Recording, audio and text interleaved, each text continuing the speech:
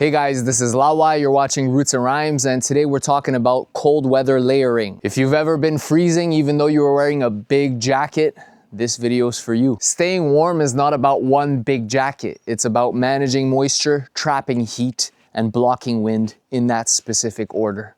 Let's get into it.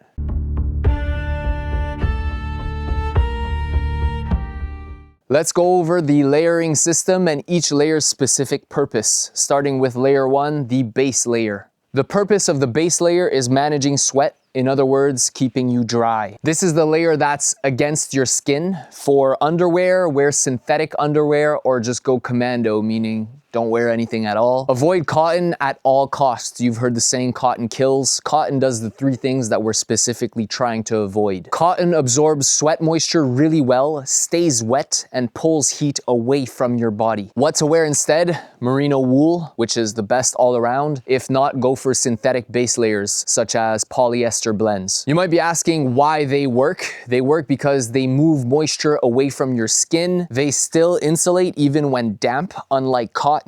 And lastly, they dry very fast. For base layer fitting tips, make sure that it's snug, it's not too tight, and there's no wrinkling happening, no wrinkles bunching up on your clothes. Now, layer 2, this is your insulation layer. In other words, trapping heat. The purpose of this layer is to hold warm air close to your body. The best options here include fleece, 100% wool sweaters, and puffy insulation, down or synthetic.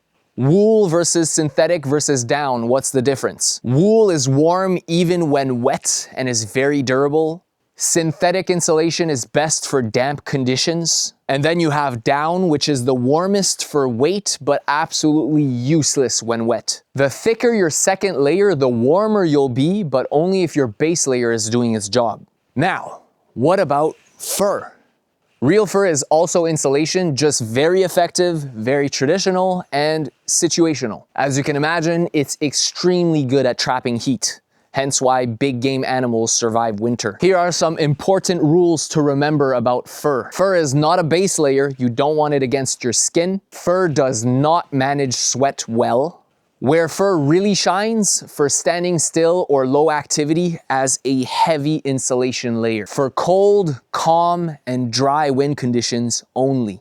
It traps massive amounts of still air between these individual hairs, making it, once again, extremely warm. For super windy conditions, you would actually want to wear a shell on top of your fur so that the air in between the hairs gets trapped there, providing a lot of warmth. The honest downsides to fur include the weight. Fur is really heavy to wear. Fur is also bad when wet. Way too hot if you're moving a lot. Again, fur works best when you're moving slow or standing still in very cold, dry environments. Lastly, we have layer 3, the shell layer. In other words, weather protection. The purpose of this layer is to block snow, wind, and rain. If you live somewhere cold, you know that wind strips heat faster than cold alone. So what this layer does, it stops wind, it keeps precipitation out, and it traps heat from all your layers. In cold weather, windproof matters more than waterproof. And your shell layer really doesn't need to be thick. Ideally, you want something breathable, like Gore-Tex, something not too heavy. So that's pretty much it for layers. I'll say a couple more things. It's not about adding more layers. It's about knowing when to remove layers and put them back on. And everything, literally everything I just said applies also to your legs too. Layering your legs in real cold is not optional. Make sure that you unzip or unbuckle when you're moving a lot. Look for jackets with pit zips. Those are really good to dump heat. Also, some pants have those leg zippers, can be super useful to even take your pants off without removing your boots. So make sure you remove a layer when you're starting to overheat. When you stop activity, put that layer back on. Same thing applies to your zippers.